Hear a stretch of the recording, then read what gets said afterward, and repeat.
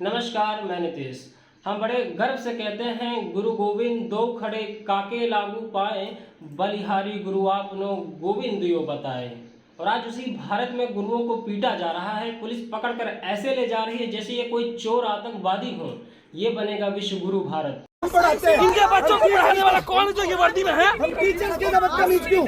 हम मैनेजमेंट के सुबह से आप के बच्चे हमसे पढ़ रहे, इनको शर्म भी एक बात की कि हमने हाथ लगाया इन्होंने। जहाँ भी लेकर के जाए काले पानी की सजा देंगे, हम वो भी सहेंगे। बताइए, टीचरों को डिटेन करके रात को 11 बजे छोड़ा जा रहा है, जिसमें कुछ फीमेल टीचर्स भी हैं। आप सोचिए, शिक्षकों के साथ ऐसा कर रहे हैं तो हम विद्यार्थियों के साथ क्या क्या किए होंगे, वो कैसा व्यवहार किए होंगे। आज के एग्जाम में यहाँ पर हमारे एक साथी को बहुत ज्यादा मारा गया। ये देखिए आप, हमारे को ना एग्जाम मिला ना हमारे को कुछ मिला। ये हम सब साथी यहाँ पर आए हुए हैं, पूरा हमारा पूरा एसएससी का हमारा एग्जाम फेलियर। देखिए आप, बच्चा जब एग्जाम देने जाता है तो उसका माउस काम नहीं करता, उसका कंप्यूटर सिस्टम काम नहीं करता, सेंटर इतनी दूर भेज देंगे कि बच्चा वहां जाते जाते मर जाता है। बताइए, एक बच्चे का सेंटर मेरठ गया था। जब वह एग्जाम सेंटर पहुंचा तो वहां पर लिखा हुआ था your exam has been cancelled. जब वह वेबसाइट पर जाकर दोबारा चेक करता है तो उसको देखकर होश उड़ जाते हैं, उसका सेंटर मेरठ नहीं लद्दाख दिखा रहा है।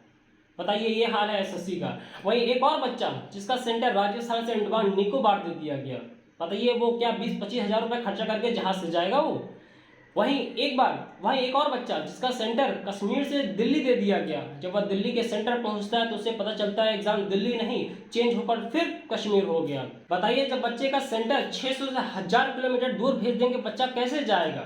जब एसएससी के अधिकारियों से पूछा जाता है तो कहते हैं, हमारे समय में हम लोग भी इतनी दूर दूर धक्के खा कर जाते थे।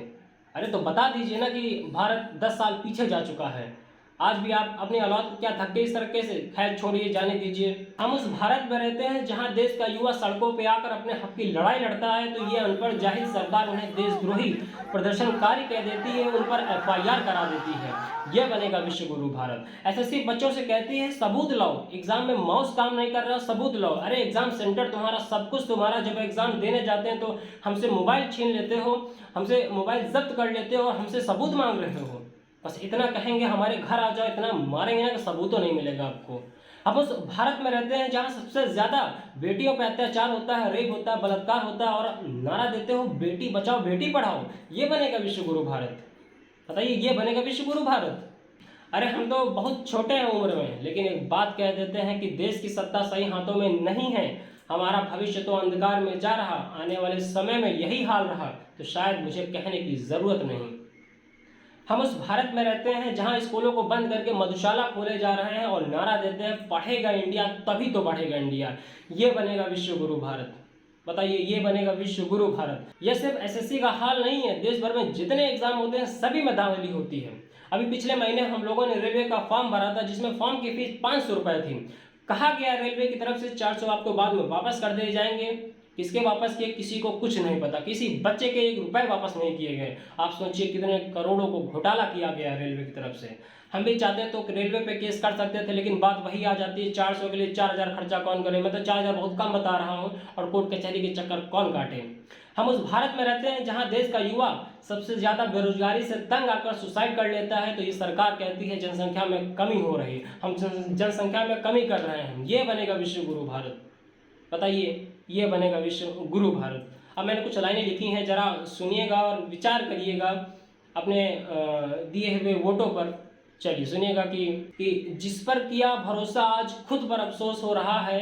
किसान भूखा, युवा बेरोजगार बस रो रहा है। चलती हुई सांसों को यहाँ जिंदा मत समझिए साहब, अंदर से वो घुट घुट कर मर रहा है। जब पूछा नेताओं से उन वादों का क्या हुआ जो तुमने दिखाए थे, वो आज भी हमें झूठे ख्वाब दे रहा है। ये 5 किलो राशन नहीं, हमें स्कूल चाहिए। युवा बेरोजगार भटके ना, ऐसा इंस्टीट्यूट चाहिए। ये जो युवा बैठा है सड़कों पर, क्यों?